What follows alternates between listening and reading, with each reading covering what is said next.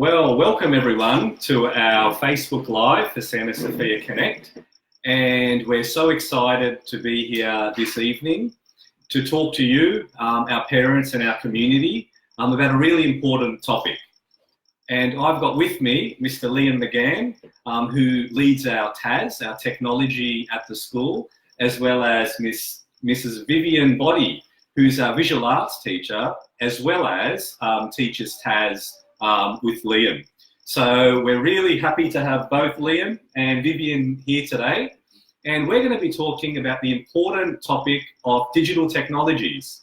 And before we get started, I would just like to encourage all of the people to jump online and ask your questions, because it's really important that we want to be answering the things that you think about and some of the questions that you have. So this is an initiative. It's our 6th Facebook Live, and we've enjoyed every moment of it. And we're really blessed to have 2 experts here tonight, and we'll get started. So Liam and Viv, how about we start and maybe explain to our community what is digital technologies and how might we use it at Santa Sophia? So if you just think about technologies in general, a more broader definition of technologies would include anything that is man-made to make our lives easier. So applying that thinking to digital technologies, it carries the same principle. They're only there to help make our lives easier. And I suppose in our educational context, digital technologies are tools that help support our learning. Excellent. And Viv, is there anything that you would like to add to that, or maybe talk about how, I know in visual arts or maybe in TAS, some examples of digital technologies and its use? Definitely. Well, our digital technologies really, they drive the curriculum. Or rather, it doesn't drive the curriculum, it supports the delivery and accessibility of that curriculum. And Liam's got some great examples from technology if you want to. Yeah, so I mean, in terms of, we've got some big ticket items that we've spent a bit of money on. Yeah. So we've got a laser cutter, and we've got a 3D printer, but digital technologies doesn't have to be those big ticket items. We've got students using technologies like Seesaw, for example, which is an application that no doubt you're very familiar with, and hopefully digital portfolios as well. Our parents are hopefully well versed in those kinds of technologies. Yeah. Computers, iPads, some students are using their phones to take and record videos and photos. There's lots. That's the biggest thing about digital technologies is that it's always evolving. It's always evolving. Yeah, and that's a great point, especially in, I guess, in today's world, the importance of technology, but the appropriate use of technology is something that we really work hard at Santa Sophia. And what role, if either of you want to jump in here, what role does digital technologies kind of play in terms of learning and in terms of, what we do at the school? I think, as Viv was saying earlier, it really supports our learning. And in some cases, it actually allows students to access the curriculum and I don't want to name names or anything, but there may be some students who do need additional support, and technology can provide that support to students to actually access content and to access the curriculum. Fantastic. So if we now talk about, maybe both of you teach TAS as an example, and Viv, I know that you lead our visual arts, but maybe in terms of TAS and the role that digital technologies plays in the TAS syllabus, because I know that's one of the areas at Santa Sophia that we really try to embed and use the digital technologies. And in fact, this is really good timing for this this Facebook Live, because at the moment we're delivering a digital technologies project in TAS. But I think a lot of the time I say that I'm a TAS teacher, and there are some people who don't actually know what TAS is or what TAS means or what TAS stands for. I just like to keep it as short as possible and say I'm a technologies teacher. But even then, a lot of people are confused. I often get, so what does that mean? Does that mean you're a metalwork teacher? Yeah. Are you a woodwork teacher? Like, what do you actually teach? So I get that question a lot.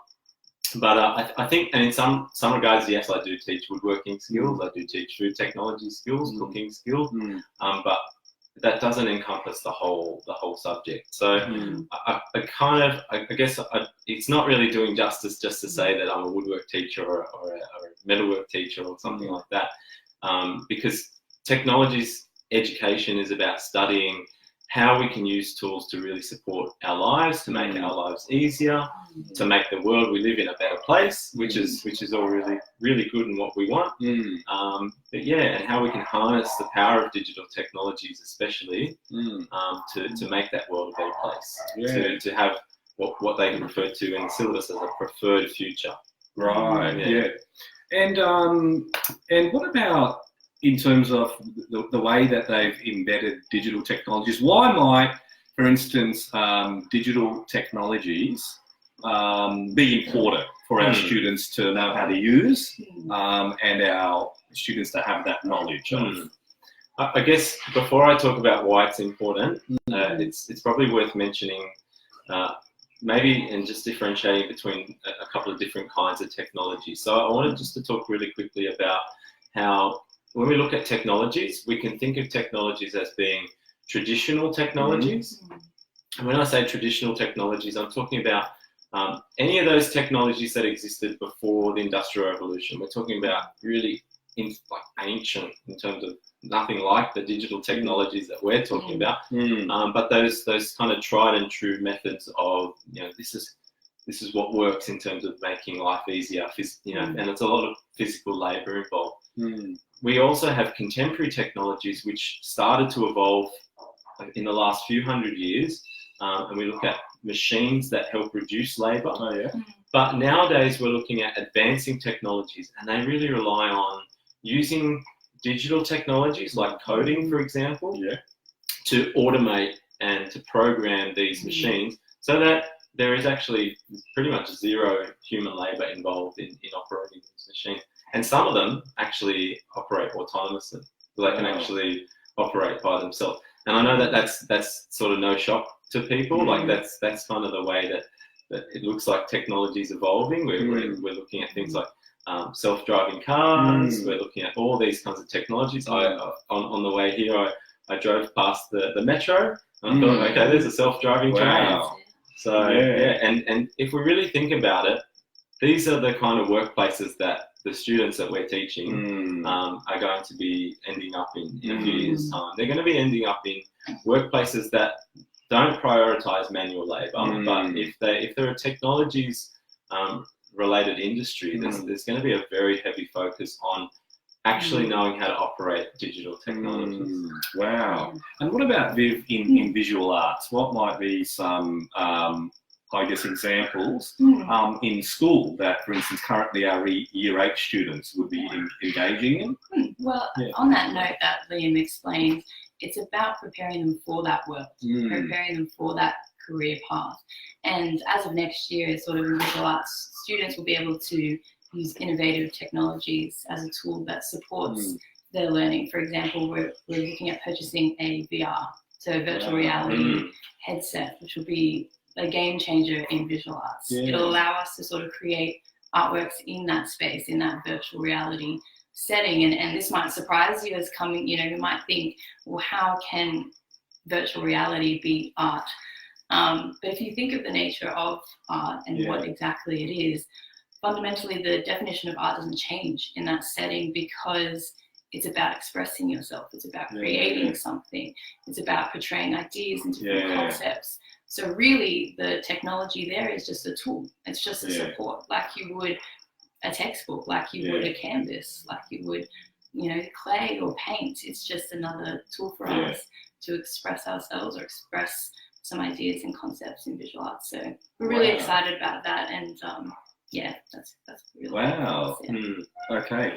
And in terms of Taz, what are some of the requirements for students in terms of digital technologies, and what are the types of things that our students are really engaging in? So in terms of requirements, we're actually mandated to teach 50 hours of digital technologies, which doesn't have to look like 50 hours of coding. It's 50 hours of students appreciating digital technologies, understanding its really important role in the future and actually in the present. And also, I suppose, not just doing projects about digital technology and researching what's out there on the market at the moment, but really thinking about, okay, how can I create my own digital technologies? It's like using that. And in such a purposeful and meaningful way. How can I use digital technologies, but in a way that creates, purpose and is meaningful instead of just as a mindless tool? So at the moment, we're actually looking at how can students use data to create their own digital technologies that will automate some sort of system. Wow. Okay. So the workplace and what students are were doing 20 years ago, 15 years ago, in terms of our parents and myself in school. Wow, that's changed so much compared to what the wonderful, exciting opportunities that that happen. Now, what about I guess balancing? What would both of you say about balancing into the nature of schooling in terms of traditional ways of learning compared to and how we use technology? What would you say about the balance there and how that's fostered at Santa Sofia?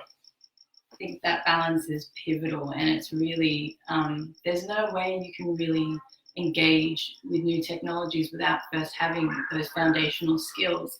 For example, with the virtual reality and creating artworks in that space, you wouldn't be able to completely understand those really abstract concepts without first understanding how painting works, really. So in virtual reality, we're looking at using the Google Tilt Brush as an example. Right. So to use that Google Tilt Brush, you would have to first use a real brush on a real canvas with real paint. And from there, once you understand those foundational skills and techniques, such as layering, such as color mixing, only then can you move on to those great Adobe programs such as Photoshop or use the Google Tilt Brush in a virtual reality setting. So that's really pivotal in understanding those abstract concepts, and it can be really difficult for students to get there and to conceptualize those abstract concepts without using physical materials. That's pivotal in our use of technology. Using that perfect balance. So you would say those fundamental skills have to be, first of all, taught to the students, and then practiced, and the digital technologies would be a way of, expressing some of their things. Wonderful. And could I add to that? We have to think about digital technologies, especially when we're building things like websites, when we're 3D modeling. All of these things exist in, like what Vivian was saying, a virtual reality. They don't actually exist in the physical world unless they are put through something like a 3D printer. So students actually have to think conceptually and actually have to think a little bit more abstractly to actually comprehend what's going on inside those digital spaces. So without those fundamentals in actually using some sort of a physical instrument or physical tool, it's pretty hard for them to then apply that understanding if they don't already have that understanding to a digital space. Sure, and that's a great point. So, look, I'm just. Hopefully, you're enjoying the Facebook Live. All the parents out there, just a reminder to our current parents as well as prospective parents. I know that you can jump online, and we've got the Facebook Live happening right now. But you can also, if you miss it, be able to watch this video again. And again, I'm with Liam and Viv, who are the technology experts, our leader in TAS, as well as Vivian, who leads our visual arts and is a TAS teacher as well. And I encourage the parents, if you've got any questions, to jump online and ask some questions if you've got anything around this important area of digital technologies. So we do have, we've got a question here from from Pauline, and welcome to our Facebook Live. And we can see a question here around Seesaw, and if there is a link onto Seesaw. So Seesaw is an important tool that we use, and I know that we've used it in TAS and to do reflections and so forth. How do you want to just give a quick explanation how the parents could get access to some of the material that students use by Seesaw? So Seesaw is an application, so I'm pretty sure you can download it on any sort of mobile device. I know I've got it on my phone. The kids have it on their iPads at school. I'm not sure if they have it on their own personal devices, but it's certainly quite easily accessible to download as an application on your phone. From there, you do need to have some very specific information from Santa Sophia in terms of actually getting codes, access codes, I suppose. But once all of that's set up, you can see the students' videos, photos, reflections, and all those kinds of things really easily. Yeah, definitely. So what we'll do is, again, we'll put some information on our Facebook Live section for you to just get some general instructions about our Seesaw app. And if you've got further questions, please email us and come in, and we'll be able to either send those specific codes digitally to any parents, as well as if you've got further questions to come in, and we can sit down and go through that with you. So that's no problems at all. Okay, so Pauline, there's a great Facebook Live on Seesaw as well in previous Facebook Lives. So if you want to go and check that out, it's there for your information and to have a bit of a look. Yeah, absolutely. So how are we going with the, so there's a lot of information in terms of digital technologies, and definitely the changing nature of technologies. And just, I guess, our emphasis on technology and its use at Santa Sophia. So one of the things I'll emphasise, and then I'll pass on to Viv or Liam if they want to add to, is that technology is a tool for learning. We don't just use technology for the sake of using technology. At the end of the day, technology has to help our students learn in terms of their knowledge and skills in all different subject areas. At the end of the day, they've got to be literate. They have to be able to read, they have to be able to write, they have to be numerate. But technology is a tool to assist us in those important, areas of all subjects. And we allow, I think we're blessed to have wonderful access to state-of-the-art technology. Blessed with a beautiful, amazing leadership team that allows us, to live out these dreams of implementing such amazing technologies into the classroom and giving our students that authentic experience of what it would be like for them in the real world, in their careers. So, but with that, Daryl, I liked how you mentioned literacy and numeracy. It's that also being digitally literate. So, and having those skills to navigate programs, navigate platforms and all different types of technology is really valuable, and exposing them to as many different types of technologies as possible is quite valuable for students moving on to the workforce. And of course, a lot of those digital literacy skills, you have to have literacy skills in order to be able to access that. So it's very important that we have to build the foundations in literacy and numeracy, obviously, but to keep building upon those foundations and then also introduce digital literacy as another capability. Yeah, that's certainly. Now, we've talked a little about some of the examples and some of our great initiatives at Santa Sophia using digital technologies. But what happens if how do we support our parents? So what might be some tips, since we've got the two experts here that knows the ins and outs, and I know you might be a parent sitting at home going, oh my gosh, my child knows much more in terms of technology than I do. And the role of our school is to work in partnership with the parents. We're not the sole educators.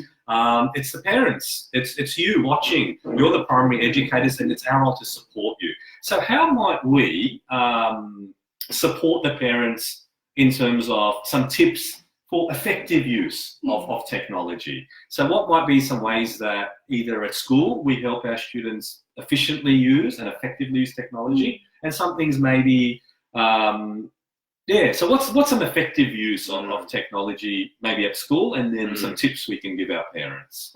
Well, I think our school policy is, probably the best school policy on technology going around, to be honest. But the fact that students are not allowed to use their personal devices and their mobile phones during learning time, I think is very crucial for their learning. And I think that needs to happen at home as well, personally. And that obviously those phones are a tool that can support those students to be connected to other people, whether that's other students, whether that's their family, and whatever.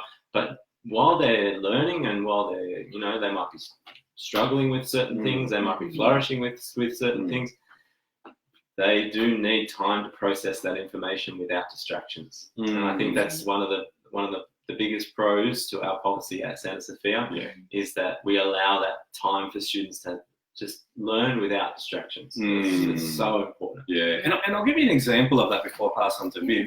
So one of the wonderful things that I love seeing is we go out at recess and lunch, and the kids are actively playing with each other and talking to each other and kicking a football around and playing netball and doing all those wonderful and busting a football on the fence. And busting a football on the fence, as they do.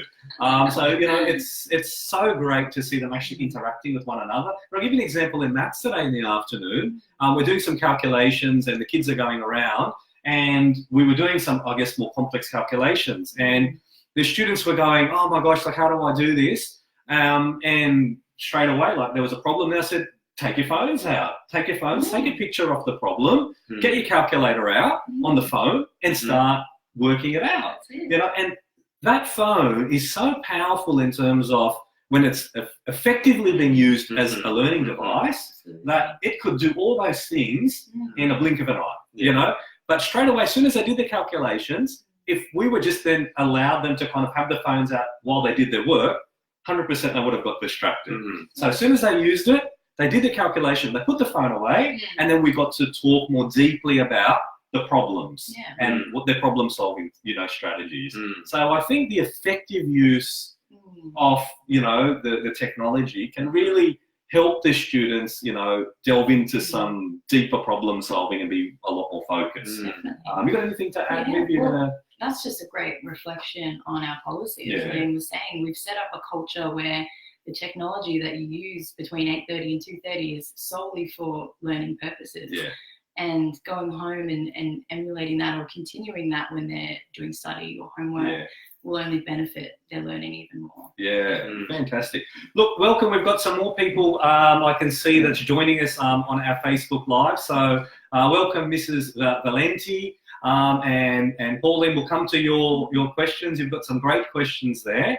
So first of all, one of our parents of one of our really good students has just commented on the laser cutter, and what she said was that her daughter produced some work this time that was so fantastic, and the skills, pretty much, this parent is saying, and thank you for that really positive comment about, the work was really professional. And I must say, I was blown away when I see the work of the laser cutter.